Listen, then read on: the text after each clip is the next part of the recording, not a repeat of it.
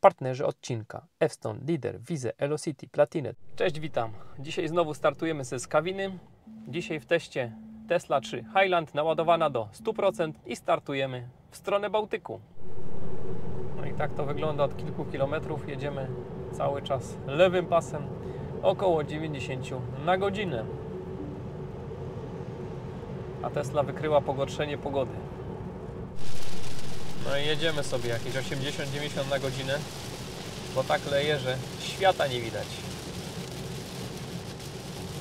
No i właśnie mijamy Ionity, MOP, Młyński Staw. Tu ostatnio jechaliśmy EV9. Zapraszam do tego testu, może go tu podlinkuję dla tych, którzy jeszcze nie oglądali. Nie pamiętam, ile wtedy miałem tam procent, ale chyba z pół baterii zużyliśmy. W Tesli mamy jeszcze 61% i pokazuje nam, że 43 dowieziemy do Superchargera w Kostomłotach. No i znowu tu paskudnie leje niestety. No i pokazuje nam, że jest małe obłożenie i powinny być 4 stanowiska dostępne po przybyciu, maksymalnie 150 kW, złoty 65 albo złoty 85 cena, zależnie o której godzinie przyjedziemy. No i tak, jedziemy oczywiście na Superchargera, natomiast jakbyśmy się chcieli wcześniej naładować, to popatrzcie, ile tych stacji tu jest. Ionity 190 kW tam uzyskamy, no bo tam jest tylko 500 amperów, a nie tak jak na Superchargerze 625. Greenway uzyskamy tam 90 kW, PowerDot 120, kolejny Greenway 125 kW, kolejny Greenway 135 i jeszcze jeden Greenway 130 kW. Takie moce ładowania. Bardzo fajnie to pokazuje. Pokazuje nie tyle, ile stacja ma, tylko tyle, ile faktycznie nasze auto na tej stacji może uzyskać. I minęliśmy właśnie Kąty Wrocławskie. Zazwyczaj tu przyjeżdżałem na paru procentach naszą kijanką, a w Tesli prawie pół baterii. Mamy tu też odcinkowy pomiar prędkości, ale myślę, że takie 113 to chyba można jechać. Zresztą to on się dopiero za kawałek zaczyna. Tak czy siak, niesamowicie oszczędne auto. Zużycie po prawie 3 godzinach jazdy i prawie 300 km to 14,4. No i jaka fajna to funkcja. Pokazuje mi, że mamy 110 odcinkowy, a ja średnio jadę 110, więc wszystko w porządku. I zostało mi jeszcze 6,6 km tego odcinkowego pomiaru. Super informacje. To po jakiejś aktualizacji ostatnio się pojawiło.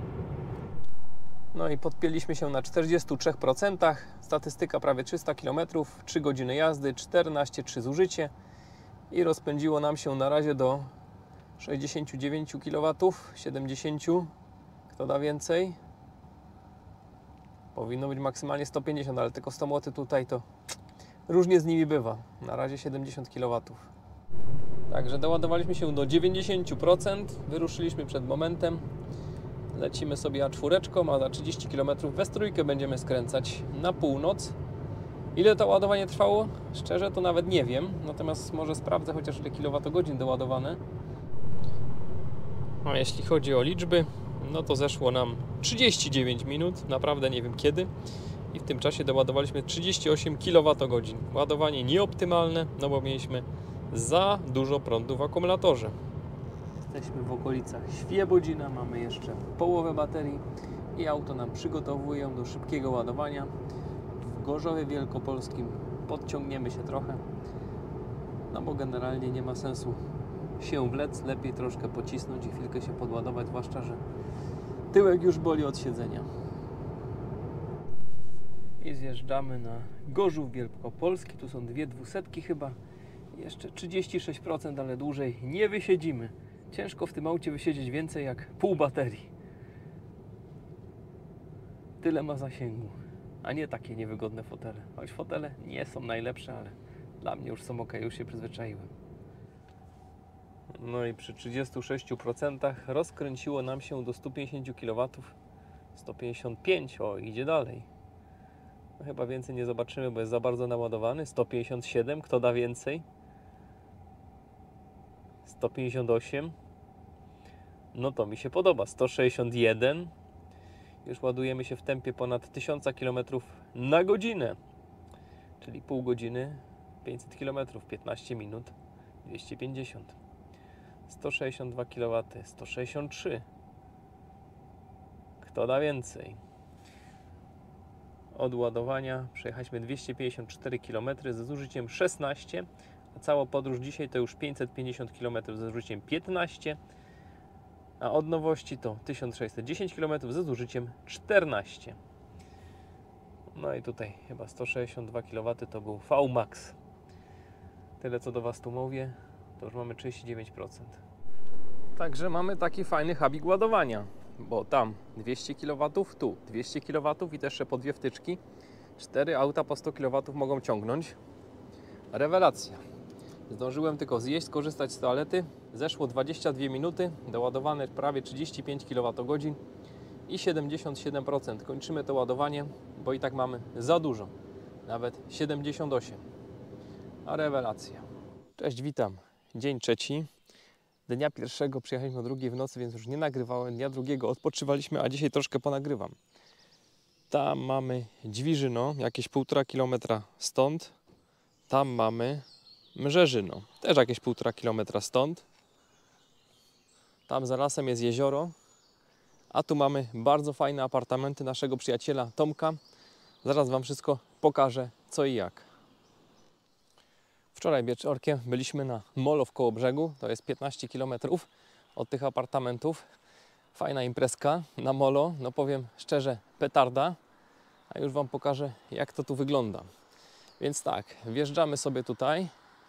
Tu mamy wypożyczalnię rowerów i jakichś sprzętów wodnych. Mamy też tutaj biuro, gdzie możemy sobie wziąć klucze. Myśmy przyjechali o 2 w nocy, więc tych kluczy już tutaj nie było. Jak zawsze, jak nagrywam, to jakieś diesle przejeżdżają, no ale nic. Zaraz Wam wszystko postaram się przedstawić.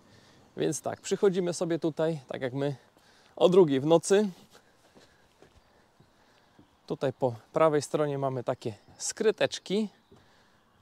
No i w naszej skryteczce, czyli 14, dostaliśmy od Tomka kod. Pobraliśmy sobie klucze i piloty. Jako że to będzie film hotele z ładowarką, no to u Tomka są ładowarki. Już Wam zaprezentuję, jak to wygląda. Tu na końcu parkingu mamy 2 miejsca postojowe. Na samym końcu po lewej i na samym końcu po prawej. Tutaj sobie podjechaliśmy wczoraj. I co? I wystarczy wpiąć kabel i przyłożyć kartę zwykłą bankomatową. Polega to na tym, że od razu płacimy 150 zł z góry.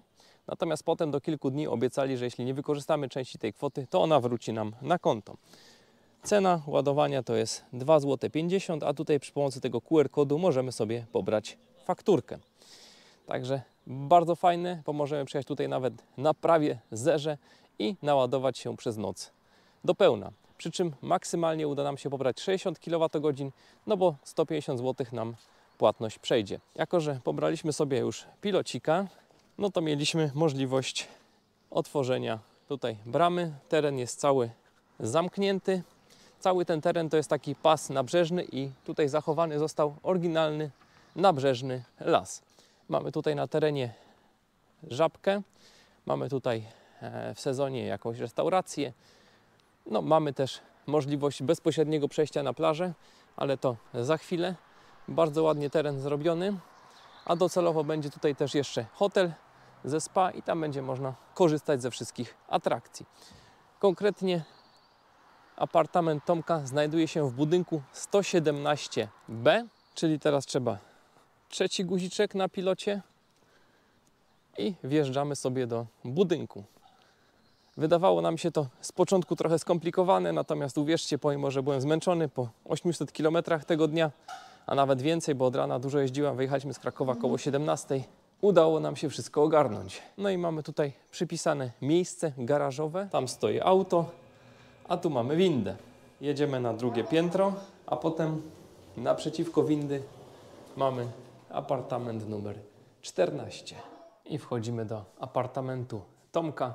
Tutaj mamy taki aneksik kuchenny, lodówka, mikrofalówka, ekspres, czajnik, toster. Duży telewizor, chyba z 50 cali, ale co najfajniejsze, to jest tarasik i to tarasik jest gigant. Fajne okna trzyszybowe, więc zupełnie nic nie słychać z zewnątrz. Bardzo dobrze jest wyciszony ten apartamencik. No i tutaj mamy, nie wiem, z 10 m2 tarasu. Apartament oceniam na jakieś 30 pi razy drzwi. Tam jezioro, tam morze, no i tu patrzymy na zachód. Tu jest jeszcze sypialnia, ale do sypialni przejdziemy za chwilę. W łazience mamy pralkę, prysznic, no wszystko co potrzebne, żeby spędzić w tym apartamencie miłe wakacje czy miły weekend. I co bardzo ważne, mamy zmywareczkę. Znaleźliśmy też tutaj pastylki do zmywarki, także ktoś pomyślał o wszystkim. A w szafie znaleźliśmy jeszcze parawan, suszarkę, leżak. A teraz wchodzimy do sypialni. Tutaj po lewej takie małe biureczka, jakby ktoś potrzebował na wakacjach popracować, czego nie polecam. Takie spore łóżko małżeńskie, myślę, że 180 na 200 pi razy drzwi, coś takiego. Małe stoliczki, 2 lampki nocne, duże lustro i drugie wyjście na tarasik. Także można tu nawet się gonić w kółko, bo mamy 2 wyjścia na taras. Jeszcze Wam pokażę, gdzie jest przejście na plażę, bo jest dokładnie tą drogą sobie tam idziemy i troszkę w prawo, zaraz w lewo i jesteśmy na plaży, jakieś 100 metrów, a tam wjeżdżamy na teren tego kompleksu. I co ważne, w apartamencie jest centralna klimatyzacja. Tu mamy jeden nawiew z klimy, a tam drugi. I mamy tutaj tarasik widokowy na dachu budynku. I tak, wychodzimy z budynku, czyli tu. Zapraszam na krótki spacerek. Piękny poranek i piękny zapach nadmorskiego lasu. No tutaj będzie zapewne restauracja w sezonie. Także mieszkamy dokładnie za samą wydmą, bo tu już macie wydmę.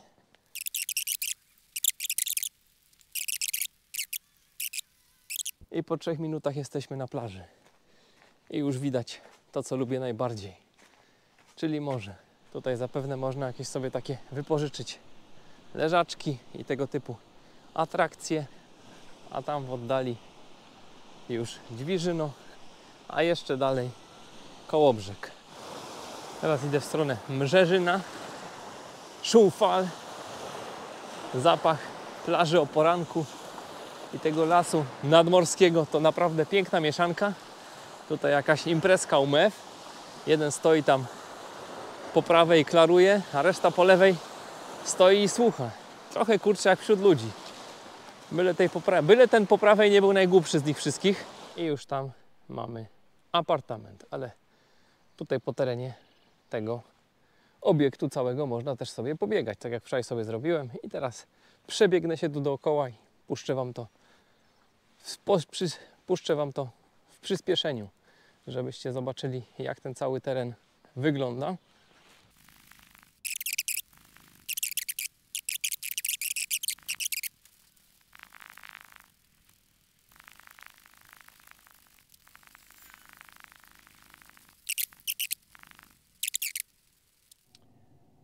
No i z taką statystyką dzisiaj startujemy. Przekasujemy sobie podróż A, jak na razie 925 km i niecałe 15 kWh. Nie, średnio 16 kWh na 100, więc resetujemy i ruszamy w stronę Krakowa. Żegnamy się z Rogowem i z apartamentami Shelter. Tutaj jakieś kolejne widać się budują, ale te tomka są dużo fajniej zrobione, bo zachowany został las. Tutaj jeździliśmy sobie rowerkami. Z atrakcji w okolicy polecam Rybę u Lecha w Dźwiżynie, bo po prostu rewelacja. Tu jest też taka fajna ścieżka rowerowa, można między tymi miejscowościami jak Dźwiżyną, Mrzeżyną tą ścieżką sobie pojeździć. Bardzo fajne miejsce, bardzo fajny czas, bliziutko nad morzem. No i z żalem trzeba niestety dzisiaj wracać, także zaczynamy powrót. Jedziemy teraz przez Gryfice, można jechać przez Kołobrzeg. Czasowo to jest tyle samo. Natomiast 20 km bliżej jest przez Gryfice, ale ja dzisiaj nie jadę przez Gryfice dlatego, że jest bliżej, tylko dlatego, że Tomek mówił, że tam można zjeść coś fajnego. Dzwoniłem, mają śniadanka do 10, mamy 8:50, więc zdążymy na śniadanie do browaru Folga do Gryfic. Taki mamy plan na ten moment. Startujemy oczywiście ze 100%, to już spadło na 99 co prawda. Wczoraj jedliśmy śniadanko w Dźwiżynie w stacji Bałtyk. Powiem, rewelacyjne śniadanka, tam chyba 35 zł, takie polskie śniadanie, ale naprawdę wielkie i naprawdę można się bardzo fajnie najeść. No i tam była ładowarka, bo browar Folga ma tutaj 2 razy chyba 11 kW. Nam z godziny 9:15 zrobiła się 10, także 45 minut. 45 minut staliśmy pod ładowarką i się nie ładowaliśmy, także pierwszy przystanek na trasie zaliczony. Jedziemy dalej. Także polecam z czystym sumieniem. Śniadanko 45 zł za osobę, ale naprawdę pyszne śniadanko. Także jak ktoś tu przejeżdża, jeszcze by się poczęło podładować, to bardzo fajna miejscówka. Naszym celem teraz ustawiłem kąty wrocławskie, pokazuje minus 3%, ale my na pewno nie wysiedzimy 4 godziny, więc gdzieś po drodze już myślę, tak na spontanie podładujemy parę procent. A może w Kostomłotach na Superchargerze, chociaż on tam weekend jest generalnie przepełniony, więc raczej tam bym na niego nie liczył. Opuszczamy Gryfice ze statystyką jak na razie 36 km i 13,8 zużycie. I takie tu przepiękne dróżki zachodniej Polski. Jesteśmy przy stacji Wyszogóra Zachód i tutaj po jednej i po drugiej stronie na mopie są stacje, które działają tak jak dawny Lotos Niebieski Szlak, więc płaci się, jeśli dobrze pamiętam, 60 zł i można ładować się do oporu. Także dzisiaj to jest trzecia stacja ładowania, którą widzę, a mamy przejechane na razie 55 km i 88%, którą widzę, że tak powiem, nie w Plugshare, bo w Plugshare to oczywiście dużo więcej tego jest, tylko takie, które zauważyłem na własne oczy. Jest tego tutaj całkiem sporo. I lecimy sobie S6 na Berlin. Berlin jakieś stąd pewnie ze 180 km. Bardzo fajna pogoda, choć mamy silny wiatr. Autopilot sobie z tym silnym wiatrem bardzo fajnie radzi. I zużycie od naszego śniadania to 15,3 kWh, a od startu 14,7. No i będzie kolejny przystanek, tym razem przy 80%. Znowu bez ładowania. Musimy skorzystać z toalety, a przy okazji podmienimy kierowców. Także 10:42. Zjeżdżamy znowu z S3. 10:50. Jesteśmy z powrotem na trasie. A na końcu filmu policzę, ile było przystanków, a ile było ładowań. W sensie czasu. Zobaczymy. Jak na razie mamy 80% i statystyka prawie 100 km za nami ze zużyciem 14,7. Byliśmy na jakimś jednym z ostatnich mopów na S3. Musieliśmy skorzystać z toalety. Zamieniamy kierowców. 7 minut nam tutaj zeszło. Także jedziemy dalej. Prognoza jest godzinę 12, 134 km i 5% na kątach wrocławskich. Natomiast spróbujemy 10 km wcześniej Supercharger. Jak nie będzie obłożony, to naładujemy się nawet troszkę szybciej. Także ruszamy w dalszą podróż. Dzisiaj to już trzeci przystanek i na razie 0 ładowań. No i mamy tutaj żółte linie i się Tesla połapała, jechała po żółtych, nie po białych, a z tym to różnie sobie samochody radzą. Jakiegoś większego doświadczenia nie mam z tym autem, ale tym razem mu się udało. Teraz już pokazuje, że samochód w drodze jest 6, a stanowisk 4, więc 15 minut oczekiwania. Także się sytuacja zmieniła. Pewnie polecimy na kąty wrocławskie. Jesteśmy już na A4. Tutaj mamy ograniczenie do 110. W ostatnią godzinę udało się przejechać 108 km. Godzina 1 właśnie przeskoczyła. Pokazuje nam 17 minut i 26 minut do kątów wrocławskich. Mamy 9% baterii, mamy dowieźć procent 5. No tak to wygląda tutaj. No i dobra, statystyka odładowania dzisiaj 483 km, 14,3 zużycie i 69 kWh zużyte. Dowieźliśmy 5% i podpinamy się do ładowania. No i zaczynamy, rozpędza się od 5%. Przy 20 sekundzie mamy już 80, 92, 104, 109, 112. Kto da więcej? Zobaczymy, do ilu się dzisiaj tu rozpędzimy. I teraz tak, jak ja liczę sobie pojemność akumulatora i myślę, że to jest najlepszy sposób możliwy.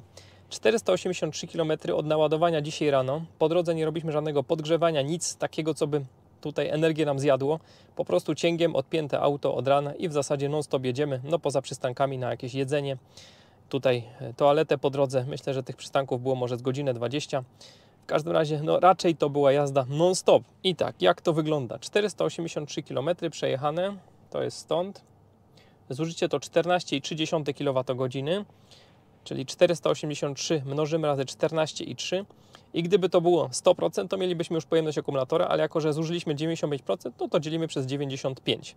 I wychodzi nam dokładnie 72,7 kWh. To jest faktyczna pojemność akumulatora Tesli 3 Long Range. Nie liczę tutaj buforów poniżej zera, bo to nigdy nie wiadomo, co się będzie poniżej zera działo. Natomiast jadąc od 100 do 0%, da się z tego akumulatora wyciągnąć niecałe 73 kWh. I od tego będę liczył degradację od wartości 73 kWh. Jeśli za rok będzie 70, no to będzie znaczyło, że 3 kWh uciekły. Jak liczyłem w naszym Niro degradację? Nowe, w ten sam sposób potraktowane, wykazywało 66 kWh, teraz wykazuje jakieś 63, więc uciekły 3 kWh po 4 latach. Zobaczymy, jak to będzie uciekać w Tesli. Nie wierzcie w żadne tutaj inne materiały, które są kręcone i tam ktoś szczytuje i pokazuje jakieś SOH 100% po 100 tysiącach. Takich cudów nie ma. Natomiast dystans razy zużycie zawsze powie Ci prawdę, a potem dzielisz przez ilość procentów. Oczywiście trzeba to robić w możliwie szerokim zakresie. Optymalnie by było od 100 do 0%, natomiast no ja jestem tutaj w rodzinnej wycieczce, więc nie będę się wygłupiał i na 0% nie będę przyjeżdżał. Myślę, że dokładność 95% jest jak najbardziej wystarczająca, także potem dzielimy przez ilość procentów, jakie zużyliśmy. Myślę, że powyżej 90 to jest tak już całkiem sensownie, nieobarczone dużym błędem. I tak można przyjąć 73 kWh. Dajcie znać koniecznie w komentarzach, jak Wasze Tesle liczone tą metodyką wykazują pojemność akumulatora. Jaką wykazywały, jak były nowe, jeśli ktoś robił takie badania, i jak wykazuje teraz. Jak to wygląda w praktyce. Nie według aplikacji, nie według jakichś tutaj różnych dziwnych estymacji, tylko po prostu dystans razy zużycie. No i tutaj zdążyłem dla Was coś nagrać. Już mamy 19% w akumulatorze, moc to jeszcze ponad 100 kW i doładowane już 11 kWh. I już pokazuje, że dojechalibyśmy na minus 17%, także jeszcze kilka minut dosłownie i można jechać dalej w trasę, która będzie miała dzisiaj no blisko 760, ponad 760 km. No i tak, udało się skorzystać z toalety. Zjeść na KFC Twisterka, zeszło pół godziny i miałem tu przyjść, odłączyć auto, bo byłoby już dawno naładowane, ale w okolicach 20% coś się podziało i stacja od tamtej pory cały czas daje 44 kW. Także jeszcze kontrolnie podłączymy auto na chwilę pod inną stację, bo ciekawy jestem, czy to kwestia tylko tej stacji. Byłem tu wiele razy, wieloma autami i kurczę, tu z tą mocą to jest zawsze jakoś dziwnie. Na początku jest dobrze, potem tam moc spada, jak już więcej aut przyjedzie, to już zawsze jest mniejsza. Dajcie znać, jak ktoś tu jeździ na kąty wrocławskie, jakie ma doświadczenia. Może ktoś jeszcze większe ma niż ja i powie mi, o co tu chodzi, bo z tymi mocami na kątach jest bardzo dziwnie. Ale generalnie te pół godziny, nawet przy tak wolnej ładowarce, pokazuje nam, że na tej połowie baterii mamy do przejechania 278 km A4 i mamy do Skawiny dowieść 7%. Także zasadniczo możemy ruszać, ale jeszcze spróbuję na chwilę podpiąć się pod inną ładowarkę, jakiś zapas sobie może doładujemy. Bardziej z ciekawości niż z potrzeby. No zobaczymy. No i po podpięciu do stacji 150, która stoi obok, już mamy ponad 100 kW mocy ładowania. W sumie mogłem tu przyjść się wcześniej przepiąć, ale wtedy nie zdążyłbym zjeść spokojnie. Niemniej jednak nie tak to powinno wyglądać. Te stacje powinny dawać tyle, co dają i nie obcinać tak mocy. No i na drugiej stacji obok w 16 minut doładowane 22 kWh. Realnie 15:02 na 77% wyruszamy. Pokazuje nam, że mamy 278 km, mamy dowieść 37%. Mamy być za 5:18 w Skawinie. Za 2 godziny 33 minuty. Zobaczymy, jak to finalnie wyjdzie. Czy uda nam się już bez żadnego przystanku dojechać? No nie wiem. Sprawdźmy to. Wygląda na czwórce, za kątami w kierunku Krakowa.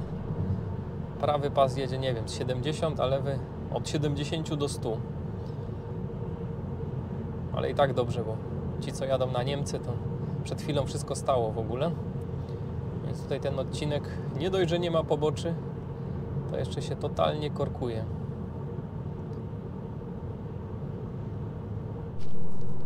I tutaj robiliśmy sobie króciutki przystanek na toaletę. Jechaliśmy 140 parę, średnia wyjdzie nam około 130, a zużycie to 18,8. Także kurczę, całkiem fajnie to auto się zachowuje przy takich większych prędkościach. Przy okazji, jak to ja, jak staliśmy już pod Ionity, to w 3 minuty doładowaliśmy 4 kWh i to zupełnie przez przypadek, a tutaj patrzcie, kolejny przypadek. Znowu stoi stacja ładowania, ale tym razem nikt nie idzie do toalety. Wymieniamy tylko kierowców, więc się nie będziemy podpinać, ale jest tych stacji, kurczę. Poza tym superchargerem Kostomłoty, no to generalnie na Ionity 4 stanowiska nie było nikogo, na Greenwayu 4 stanowiska, w porywach były 2 samochody, a tu nawet stoi taka chyba 50 albo coś innego, całkiem puste. Ale nie musimy się na pewno ładować, więc jedziemy dalej. I pierwotnie mieliśmy 17:55. Już nawet momentami było 17:50, no ale co coś nadrobimy, no to zrobimy jak śródki przystanek i od nowa. Mamy wyższy czas. No i 1,5 litra wody mineralnej pękło i znowu już musimy jechać się zatrzymać. Nie wiem, który to już przystanek dzisiaj, bo straciłem rachubę. A tak czas dojazdu wygląda po krótkim postoju. Czas na krótkie podsumowanie. Będzie tego w sumie 9 godzin w podróży, z czego samej jazdy będzie jakieś 7 godzin. Ładowania takiego koniecznego to pewnie z pół godziny, a przystanków wszelkich sztuk chyba z 5, w sumie ze 2 godziny. Także w 9 godzin z Kołobrzegu do Krakowa uznaję za bardzo dobry czas. Dzisiaj ograniczeniem byliśmy my. Może troszkę delikatnie stację ładowania, bo w sumie tam w kątach Wrocławskich jakbyśmy od razu stanęli na szybszej stacji, to pewnie byśmy z 5 minut szybciej odjechali, może 10.